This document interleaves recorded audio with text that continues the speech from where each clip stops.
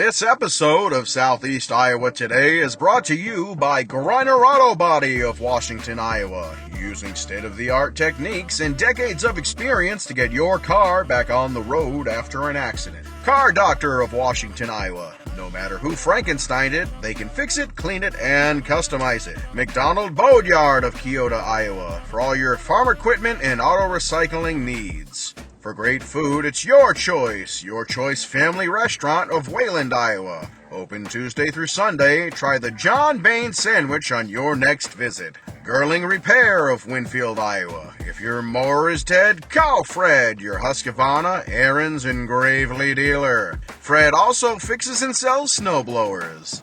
B&B Propane and the family of jet stops. CW Tree Trimming, LLC. We're into your trees, not your wallet. Serving all of Henry County and the surrounding area, and we offer a senior citizen and veteran discount. Iowa Technology Systems of Mount Pleasant, Iowa.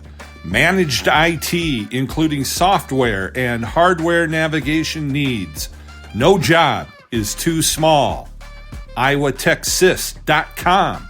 If you are someone having trouble with your PC or laptop, or a demanding business, you can be our next happy customer in Mount Pleasant. Dutch Market and Coffee Talk of Washington, Iowa. Dutch Market can handle all of your grocery needs. They even have a conference room that you can use for free. Coffee Talk's drive-thru is open and ready to serve you coffee, energy drinks, sandwiches, baked goods, and ice cream. They all present the award-winning Southeast Iowa Today. Here's the author of Christie's Journey, The Beat Goes On, and your host, John Bain. Thank you, announcer Cody Roy of NewEnglandDukes.com for your golden pipes and wonderful introduction. It's Thursday, October 16th, 2025, and I'm at the Henry County Courthouse in Mount Pleasant, Iowa, where the Henry County Board of Supervisors held their weekly meeting. On the agenda today, approval of agenda, approval of minutes, County Engineer Jake Hotchkiss weekly updates, WEIMGA Waste, Lynn Whaley monthly updates, approval Smyth Subdivision in Section 8, Salem Township, approval of number 30-2025 resolution to set public hearing to sell tract G of the plats as lot C through and P through S of the south quarter of the southwest quarter of the south quarter of Section 15 Township. Wow, it's a lot. Anyway, they're going to sell it to Michael Moehlman. Sum of $100. Sheriff Rich McNamee, courthouse security, supervisor subcommittees, and public comment. That's a lot. Watch it all, folks. Here it is. Yeah. What? I didn't get yours. Okay. Pledge allegiance to the flag of the United States of America and to the republic for which it stands, one nation, under God, indivisible, with liberty and justice for all.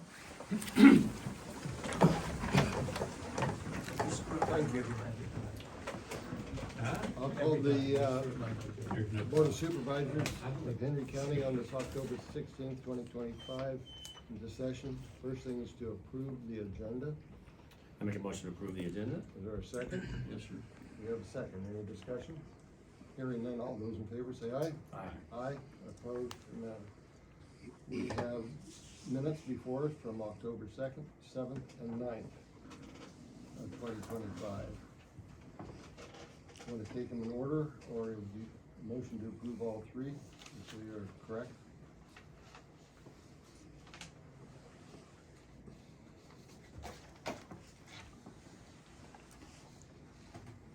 I was absent for two of them, so I will. All right. You want to make? I make a motion that we approve the minutes cumulatively of all three of Okay, those.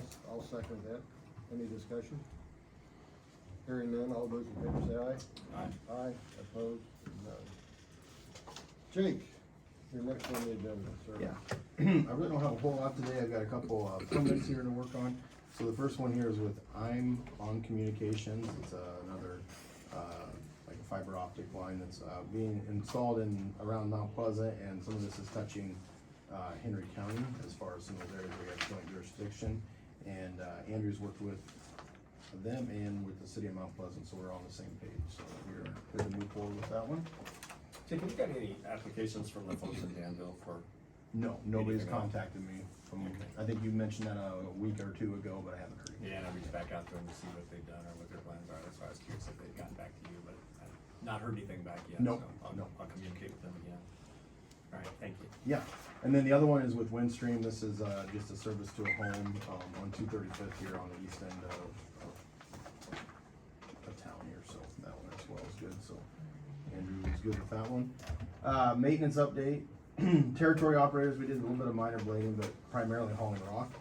We did replace the crossroad pipe on 140th Street and Clayton Avenue. This would be up near the Wayland area. And we were able to do some ditching along 140th Street to help that water get down. So it's a maintenance item that's been on the books for a while, so we were able to get that one taken care of. It should help us with our drainage issues that we have or washing on that road. Shoulder maintenance, we completed Iowa Avenue south of town. Today we're on hold. There went to haul some rock. We are going to be doing some more work, probably around the Lowell area. We got a hill there that we want to do some work on going to the north. There's some washing that's going on, so they're going to work on that. But we are probably starting to wrap up our shoulder pull stuff that we're gonna do at this point. There might be a few minor things, but we're gonna start transitioning, hopefully getting these blades on gravel roads to work, as we're approaching winter time. We really gotta start blading. You know, the moisture's not where we would like it to be, but we are gonna have to start working on them to get them prepped for winter. We did complete a ditching project and some entrance maintenance work on 270th Street. They wrapped that up, I believe, on Monday with their ditching. I went a little bit yesterday, but there they were just finishing up some ditching for drainage. And then seeding, we been working on seeding various locations with our hydro seeder. Obviously, we can't really tell you if it's gonna take off if we don't get moisture, but we like to throw that out there for fall. So as we do get some moisture, some of that rye temporary seeding will come up as well, but we do put our permanent seeding in that as well. So mowing, we're still working with our batwing, working in the bottom of the ditches. We've been working around the Lowell area. I was working on J20, trying to get those right-of-ways mowed to keep some of that brush from taking off again, but again, just trying to stay on top of that. So a lot of that is as we get time, we try to slip that mower in and work, and it's been, this is probably the second time we've been through there over the last 4 years, and I think it's been very beneficial to keep some of that brush at bay. I have gotten a lot of calls recently about looking much better in some of those areas, especially around the corners, in some of the areas on county roads. So it's made a bit of positive feedback from community members around, so Oh, good. it's really, really good. Yeah, I think that's kind of the big thing, is just trying to open up these, especially on churning movements, or anything like that we can. And again, we're gonna be working on some projects along highways as well with our excavator this winter, hopefully, where we can go in and do some more tree clearing in our right of way, just to kind of push some of that stuff back. For sure, one we're gonna do is on Franklin Avenue, just north of Oakland Mills. We did some brush with our mower what we could, but we're gonna be working with that landowner to get some trees out of there, so we kind of open up that area. So, yep, that's been kind of a push now, and then, you know, things kind of move around on which direction we go, and right now we're trying to push on brush and getting some of our paved roads taken care of is our primary focus first. We did rent a skid loader with a flail mower. We've been working on Franklin Avenue. I kind of mentioned that it was down last week. We got this week to work. Yesterday we did have an incident where it was involved in an incident where it tipped over. Everybody's okay. We got a foot back up, and the company will be coming to take a look at that to make sure that the rental company will make sure it's good to go before we start off again. It appears that we've avoided damage, but obviously until they look at it, I can't tell you that for sure. But kind of moving there. Sometimes that's just kind of the nature of the work. We try to avoid the situations, but it doesn't take much when you get in that. So luckily, you're wearing a seatbelt, doing everything that we would require them to do on that kind of work. So miscellaneous construction, 235th Street. Still haven't heard anything, so we're still just waiting to hear from the contractor. And at that point, next week, the only other thing I had was next week we'll be opening bids for Fremont Avenue culvert replacement. So this is a local letting. I'll bring the bids, sealed bids up here. We'll open them up and see what we have for prices to replace that culvert. This would be just south of Conservation. It's called Fremont. There's a small bridge there. We're gonna replace that with a culvert, and so we'll see what we get good prices or not. So that's just south of Brazil's right there at the Yeah, corner of correct. Graham. Yep. Mm-hmm. Okay. Yeah, so just at the top of the hill, you take a left, go past Conservation, then you go south on that gravel road. So, and that's one that we did open up, that if a contractor wanted to do winter work, they could, to get that in, if that would work on their schedule. Otherwise, we have a late start date of next, I think it's July or June, I can't remember now, but we give them an extended period, they don't have to start right away. Did you say 6 or 8 weeks? That's what we think the culvert work would be, for the actual construction of the box culvert, and then the county will be doing the backfilling or the finish work on the grading, and that all depends what the weather's doing, so, you know, it could be closed for the winter if they got in there and it turned real cold on us, but we would try to get it wrapped up if we could. Thank you, sir. Yep. Any questions for me? That's all I have. Thank you. Thank you.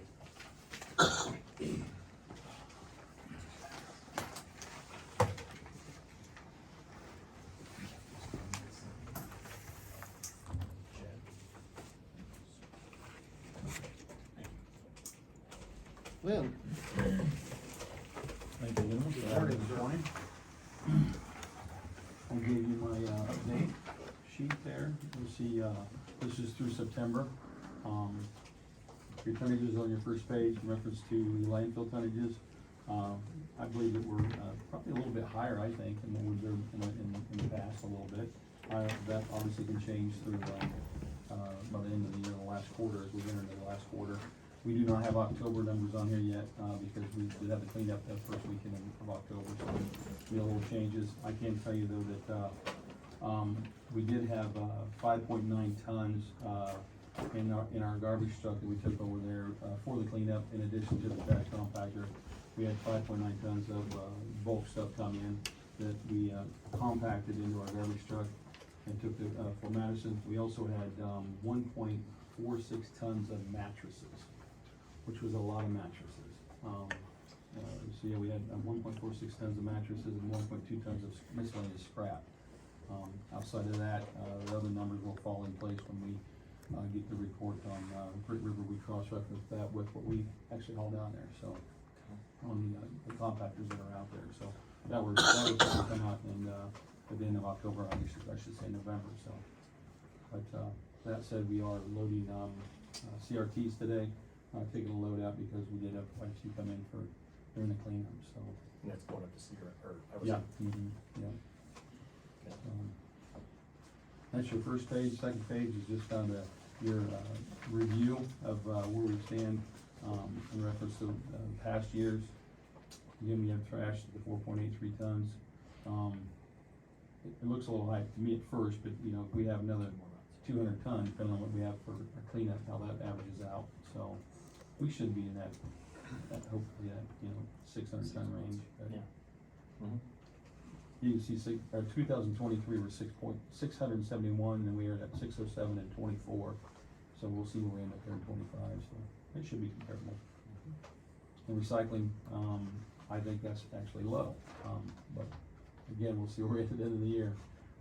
In comparison to the previous year, 77.74, and 23 we had 93.05. Residential usage, you can see that's obviously not shown correctly yet because we're not done with the yet. So where does the recycling go compared to the landfill? Where does it go? Yeah, physically. It goes to Fort Madison. It does as well. Yeah, then they Yeah. send it out. Then they send it out. It actually ends up in Peoria is where it Yeah. ends up at. Okay. Had a couple of people asking that question, Yeah. so I want to follow up on. Yeah, Okay. it gets baled down there and then they transfer it to Peoria. So there's very few actual recycle centers that actually process the material in all of the Midwest. Peoria's one of them. Scott County's the other one. So Yeah, it's in there. yeah, Obviously. 'Cause they live there. Yeah. So do they just pick a big bale out of that and then send it out? yeah. On your tonnage report, I just was reading Great Rivers, our tonnage report's up too. Mhm. And there's a follow Yeah. suit. Right. You had some questions last time, concerns about the little building. You got that all pretty well Oh, yeah, resolved? so we did have, well, last Wednesday, we had a hydraulic line blow in the recycle compactor. Right. And, that was down for just a little bit, we took our truck over and got it fixed. And then in reference to the building, we're 90% done with that, all the structural parts all fixed. We just have to put the flooring down. I mentioned to Chad when he seen you, that we just got to put the floor covering down, back over it. But we cut all the bat out, took all the vinyl siding off the front of the building, pulled the steps away, replaced all the wood that was in there, it was rotted out, and seam sealed all that. I think it might be a good idea to get a piece of gutter. Yeah, I looked at that 'cause after you talked about it, so you Yeah. can see where that water's running right off down by Yeah. the door. So, And probably pooling down there on the Yeah. step and causing some. Wouldn't hurt if we just put a piece of gutter across the top edge of that, and that way we can eliminate that from happening, you know. We need to work with you to get that done. So Yeah, we you can- can get that in sections, I think, and Yeah. just cut it off and cap it. Okay. Yeah, I think it's a good Screw idea it to up, get yeah. that out of there and Yeah. get that done. So Yeah. you don't have that You problem. put some Durock or some. I cement did, board I took, we underneath did there. what we did, you know, you'd mentioned that, so we went and got 1/4 inch Durock at that entry there, instead of putting plywood down. I mentioned I had some plywood, but instead of, you know, finishing it off, that we did put Durock down. So, which should be good for the entry because it's moisture area, so, Okay, and then once you get the gutter on there, we're in pretty good shape, right? yeah, should be. Okay, good. Any questions? Rich? I'm good. It looks good. Thank you. Okay, well, thank you, gentlemen.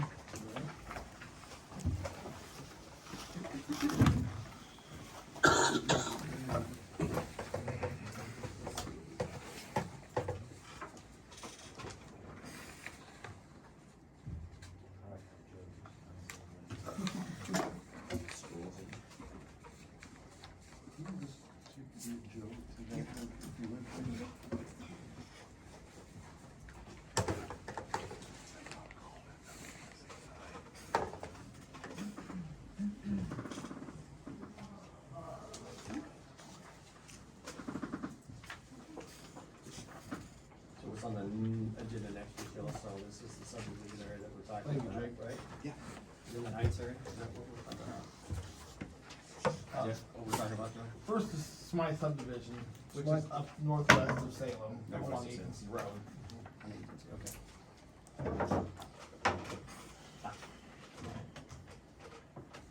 You heard of this?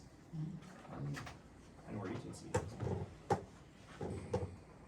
Yeah, it's getting pretty close to the Jefferson County line. Just west of the Creek Bridge, about Okay. a mile or so. This is the plat itself, if anybody's interested. So this thing here, we got a couple of notes that are on the main page, that these lot 4 and lot 6 will be sharing this existing driveway. And lots 3 and 5 do not have direct access, and they're limited to non-residential construction. Normally, you know, they have to have road frontage, and since they don't, they're not allowed, but this is it's an estate division, and most of these people are gonna end up with the lots together anyway, so. Is this a family type This is a thing? family, it's dividing up an estate Okay. amongst family members. This is the existing access and This is the road frontage for lot 4. They've given an easement to lot 3, which is outside the county, we don't care about that, but there's no direct access to this. Okay. And this one hasn't got legal access either, so they're just not buildable lots. none of these are then. Well, this one would be- is. This one would be. This one, lot 1, 2, And 4. and 4 are buildable, and lot 6 already has a house on it, so. And why are they not buildable lots? Cause they don't have Direct access. direct access to either a road or a subdivision road. They're required to have at least 75 feet. But can they get an easement off of? Well, they can get, there's an easement, but it's not buildable with just an easement. Oh, okay, all right, I understand what you're saying. Okay. They could build a road, a subdivision road, which would Right. make it buildable, but they don't wanna do that right now. If they were to, they could change their mind later and build a subdivision road, and they can make those Mhm. buildable lots, but right now they've chosen not to do that. Okay, that makes sense, I Site and understand. safety, okay? They're existing, so that's where we're So letting you them have to share build that it. entrance, they can widen it. Alright. So we have this resolution, it's resolution 30-2025. Whereas the plat of the Smyth subdivision has been this day filed with the Secretary of Board of Supervisors of Henry County, Iowa, by the proprietors of the said subdivision for approval by the Board of Supervisors of Henry County. And whereas the Board of Supervisors have examined the plat and the proofs filed therewith, being fully advised as the provisions of chapter 354 Code of Iowa 2025 as amended, finds the said plat as filed meets all requirements of the statutes and the Henry County, Iowa zoning ordinance, and said real estate being located in A1 agricultural district, and that all things required by the board have been done and performed by the proprietors and the subdivision. Therefore, be it resolved that the Board of Supervisors of Henry County, Iowa, that the attached plat Smyth Subdivision be the same same is whereby expressly approved by the chairman and the secretary, be hereby directly to certify the resolution shall be affixed to this plat on this date of October the 16th, 2025. Motion to approve the resolution. Yeah, I would make a motion to approve the Do resolution. you have a second? Yes, sir. Any other discussion? I think we've had a pretty good overview and discussion through Joe's presentation. Hearing that, roll call vote, please. Detrick, Yes. Meeting, Yes, White. Yes. motion passes. Thank you. I've got 2 copies to sign for that, Mark. This one and that one? Yeah, one for Robin and one for the plat.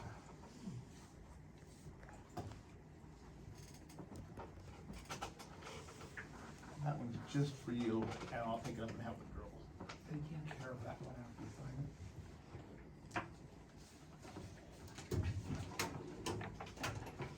Oh, sorry, reach across there. All right. Okay, moving on, we have a public hearing date to set. Yeah, this is a resolution setting public hearing. The county owns this lot G in, Linden Heights. I think there's a map of it somewhere. Let me see if I can find it. I know you gave it to me. These were weird little lots that were platted in Linden Heights 50 years ago.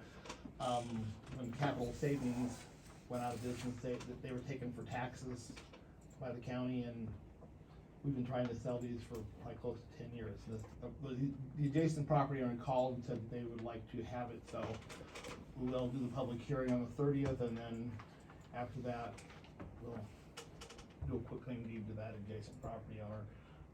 It's G, which is kind of at the bottom left of the screen. It's mostly creek bottom. It's just a weird little lot. And this is all what, Linden Heights? Yeah, that's Linden Heights. You can see it's South Linden Lane. The property owner that with the number 6 on it is going to buy it. And so we're talking this area here. Yeah, Talking G? that little triangle G. Okay. Well,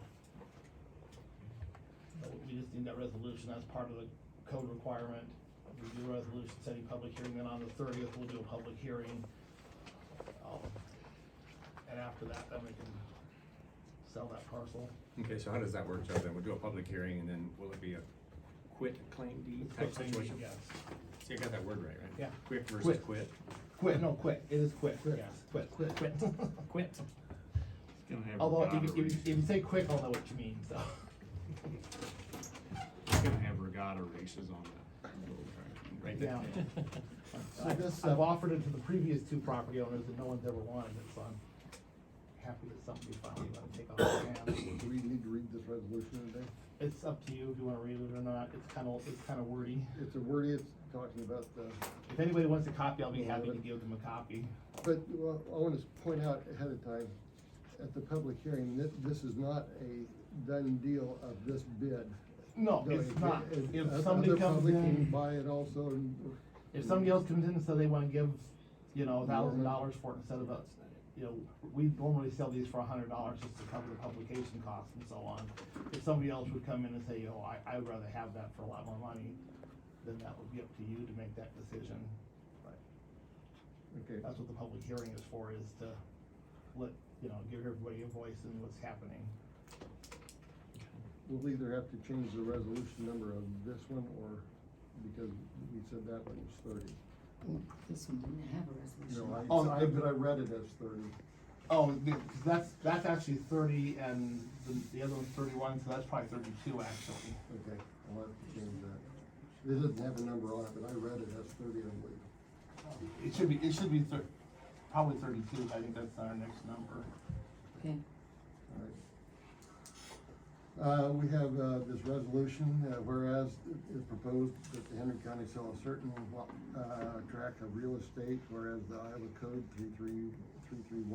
331.361 requires that certain procedures be followed when disposing of county interest of real property, whereas the proposed Henry County sell of the following described real estate. This is parcel 083375000. Whereas the proposed real estate be offered for sale to the adjacent parcel landowner for $100 to offset the legal fees and publication cost. Whereas the proposed Henry County sell the above real estate, described real estate to Michael A. Moehlman for a sum of $100. Be it resolved that a public hearing on the proposed shall be held on the 30th day of October 2025, 9:00 a.m. in the office of the Board of Supervisors, Henry County Courthouse, Mount Pleasant, Iowa. The notice of the time and place of said hearing shall be published as required in section 331.361 and 331.305 Iowa Code, and immediately following the hearing, the Board of Supervisors may take a final determination on proposed by the resolution. This is on the 16th of the day of October 2025. Motion to approve the resolution. I'll make We have a motion and a second. I'll second. Any other discussion? Hearing none, all in favor say aye. Aye. Aye. Opposed? None. Oh wait, this is roll call. Yeah, I'll call it. That's a resolution. Detrick, Yes. Lindy, Yes. White. Yeah.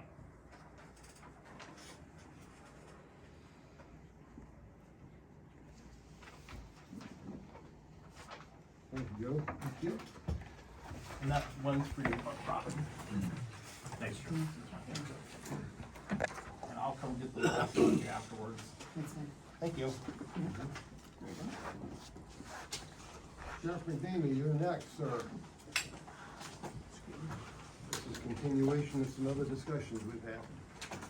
Very important discussions, right? Of course. Yeah. I know you've been doing your work on it. Brian.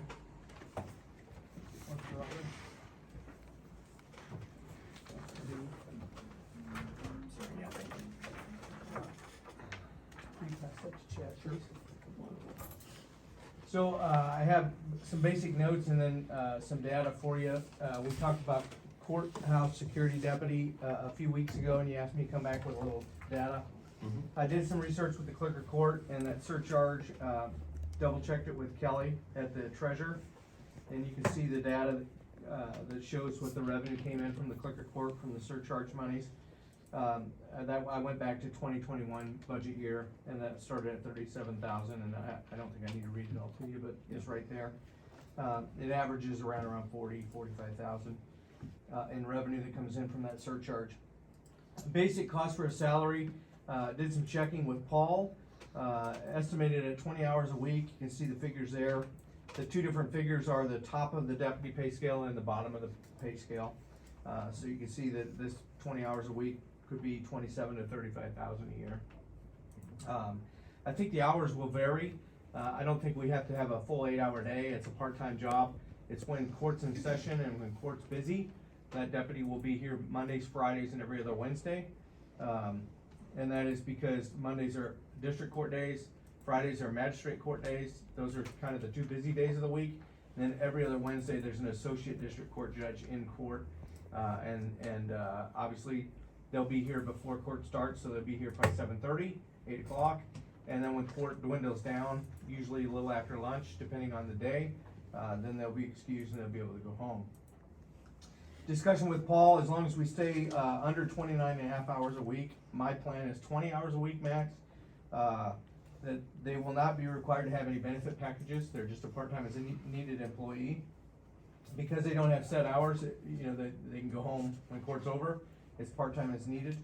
I did speak with Chad Doak, who is a retired chief deputy, but he's interested in coming back.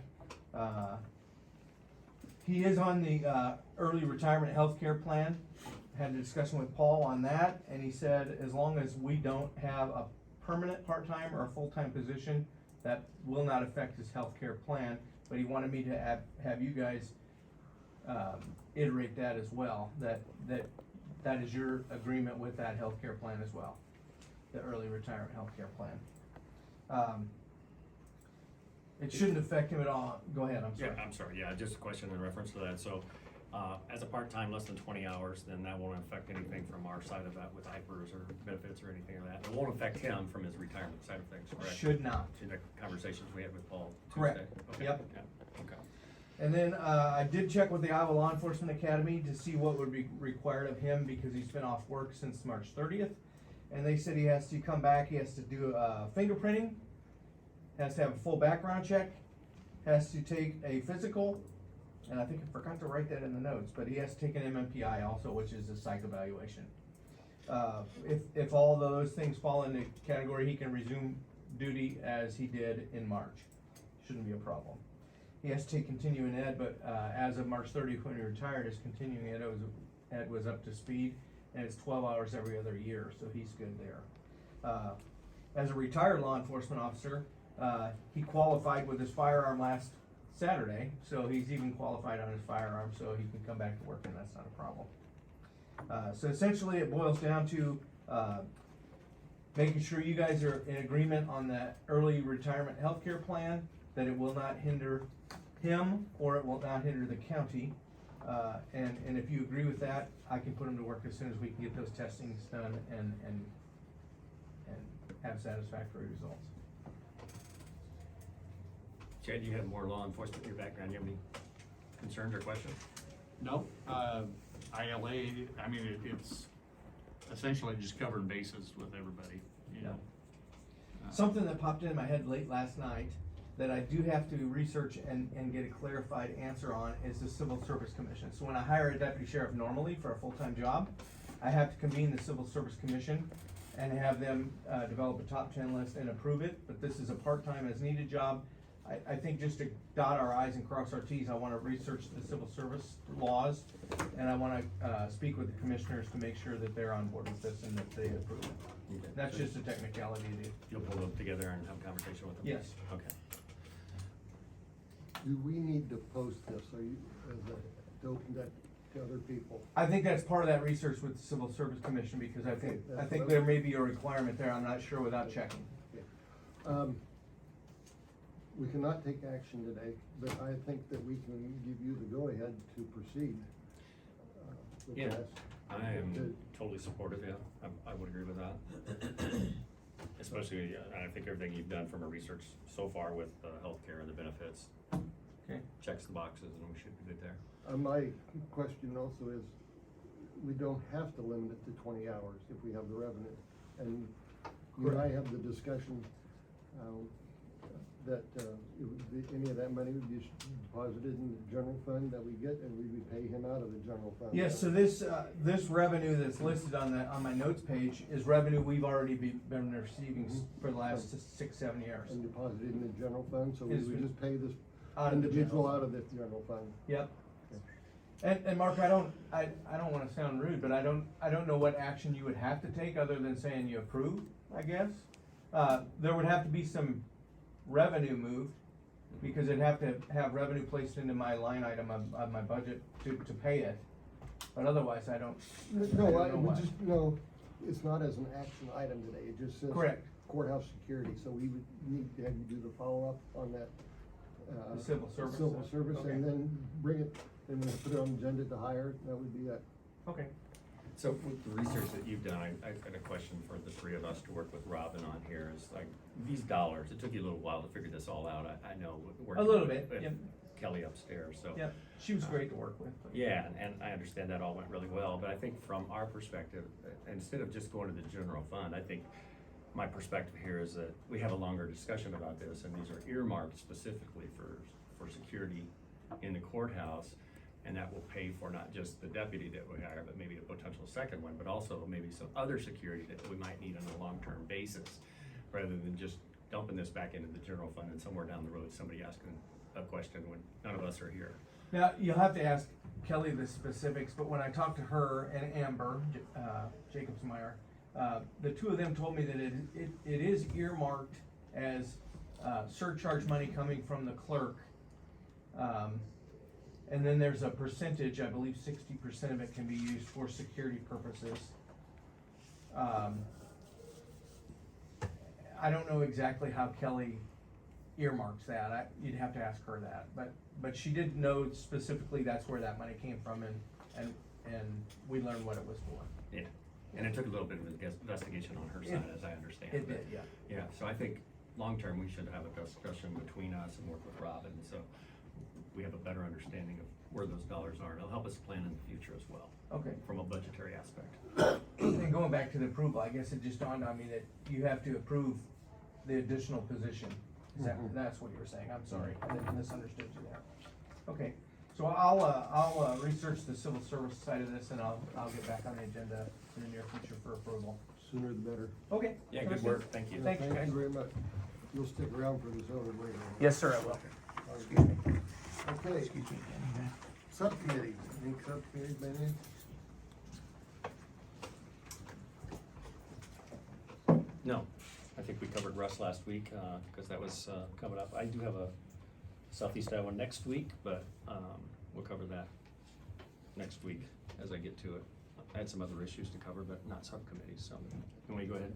Okay, so we have been working with Absolute Security. Those are the folks that work with our alarm system throughout the buildings here, and the fire alarms, those types of things, but not the cameras. So we've been working with Scott and Bill from Absolute Security. They were in here last Thursday after our meeting. We had a long talk with them, better understanding what our security system is and how we manage that. We also got a map, and Jake, the PDFs that Andrew put together for us are gonna help out considerably there. So if we can maybe work with you and Andrew to get those PDFs so that we can actually get the locations of each one of those zones. Yep. I know that we did that on the blueprint, but I think we should probably do that on the PDFs as well, and then share those with the department heads so they all know where those zones are. So if we do get an alarm, we all know where zone 66 is. I think we do now, but we didn't do that last Thursday when we had the alarm go off, so that was a struggle. So we'll have those PDFs, if you can help us with those, and we'll share those around so everybody knows what happens and where to look when those alarms do go off. So that was a great help for having those folks getting identified. As far as IT is concerned, we continue to progress down the IT side of things. We do have, we're working with Paul and HR and the ITIC team to put together a job description. I think we have that pretty well identified and laid out. So the plan is to get that posted here in the very near future.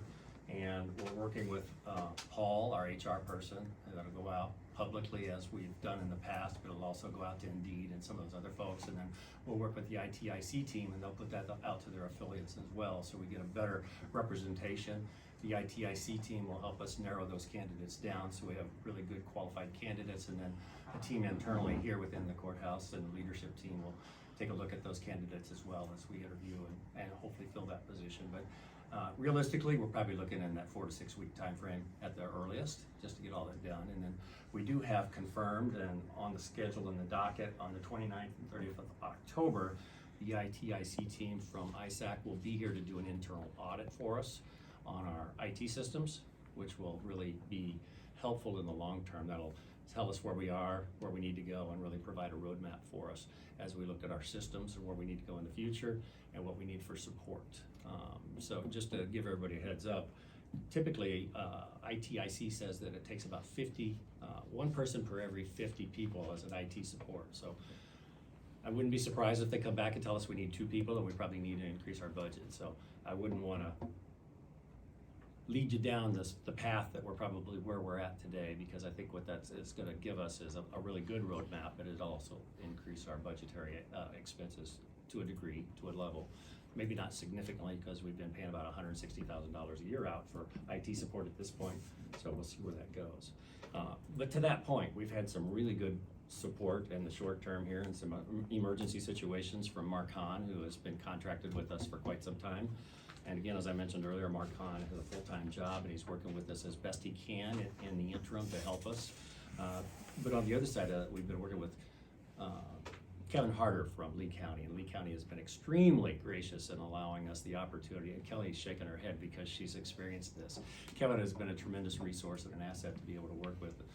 Rich as well, his folks have experienced that over the course of the last week and a half. Kevin's been a tremendous resource for us, and we're extremely grateful for those folks for helping us out. We're gonna compensate them, we just don't know how yet. They're gonna let us know. But we are getting to a point where we are struggling just a little bit with Lee County folks because they have had a person resign as well in their IT. So we may have some restricted capabilities. We may have to reach out, and I'm working with the ITIC team to help us if Kevin can't be available. So I'll continue to work on that. And that team's also gonna reach out to the department heads to see what's important and department specific too, right? When you talk about the audit, is that what you're talking about? Yes. Yes. Yeah, I'll pull They that up. mentioned that on the phone. Yeah, I'll pull that up, but yeah, they will go to each department head and talk to each department head, seeing where they are, what they have, what their needs are, where their critical areas are, where their lackings may be. And so everybody will have an opportunity to interface with the ITIC team. But I'll pull that up while you're talking, Chad, and get that. I thought I had it, but it dropped off on me. Excuse me, do we need some kind of agreement with Lee County at all? We are working on that. Okay.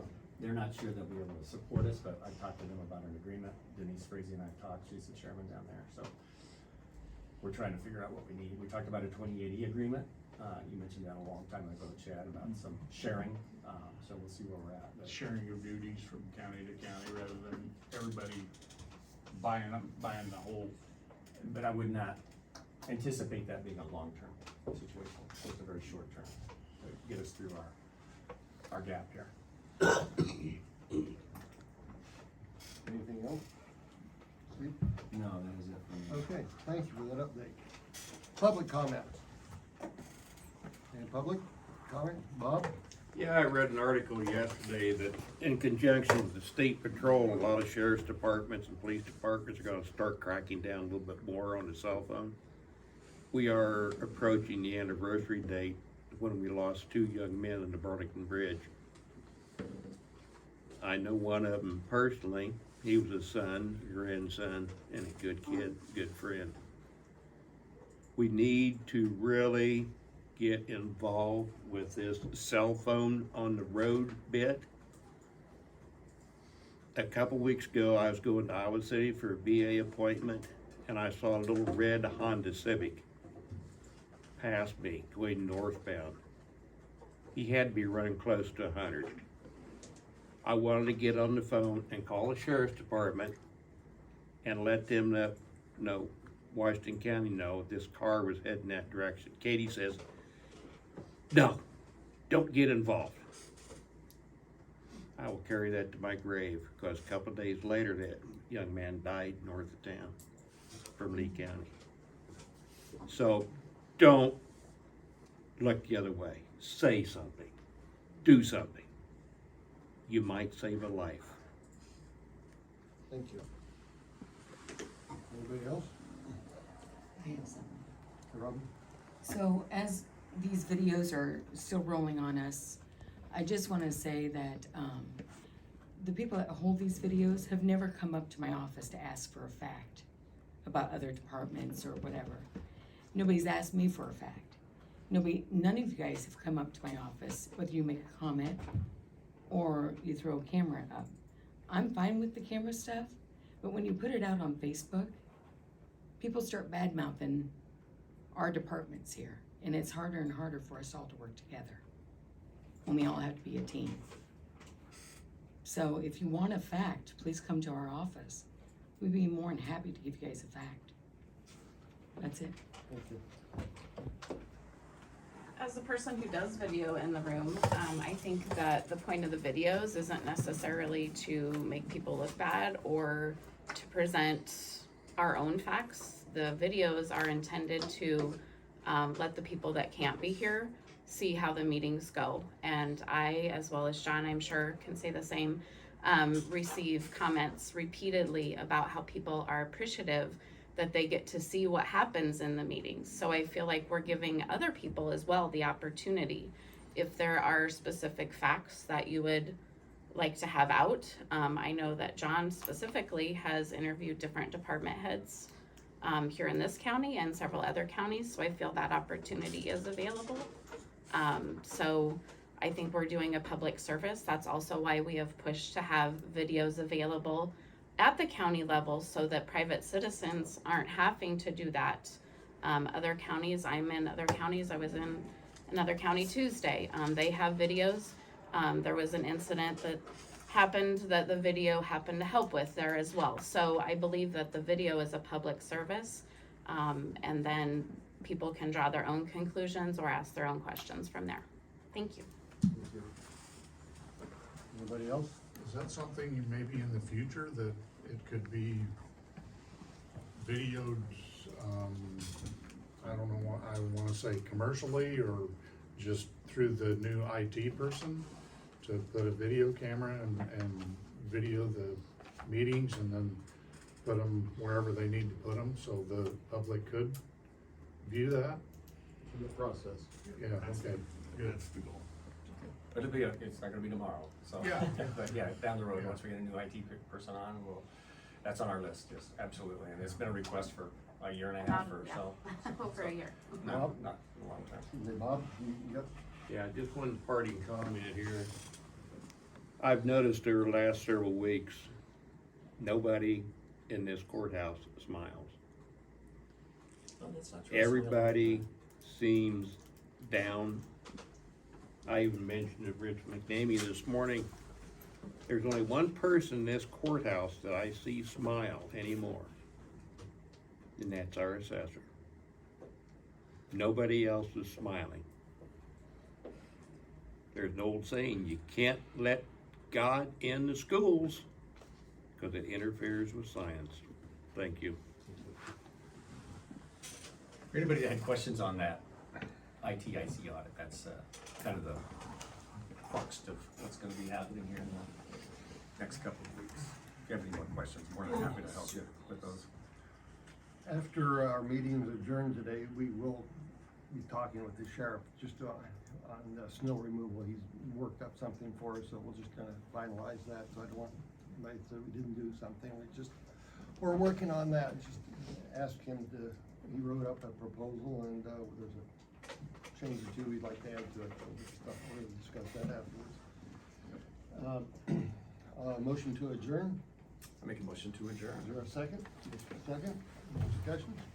All in favor? Aye. Aye, we are adjourned. Well, that was interesting in public comment as well. Henry County Auditor Robin Detrick suggested that folks that record put it out on Facebook, and sometimes people don't understand and things. Well, hopefully you know I do that all the time and usually without any opinion. But hopefully what you have learned is this. It's out there for you to see what goes on, as Melanie Patton so eloquently explained. And I want you to know that I did give Robin Detrick, the Henry County Auditor, my business card today. And I said to her that I'm not a mind reader. If you have things you want to talk about, here's how you get a hold of me. So hopefully she will.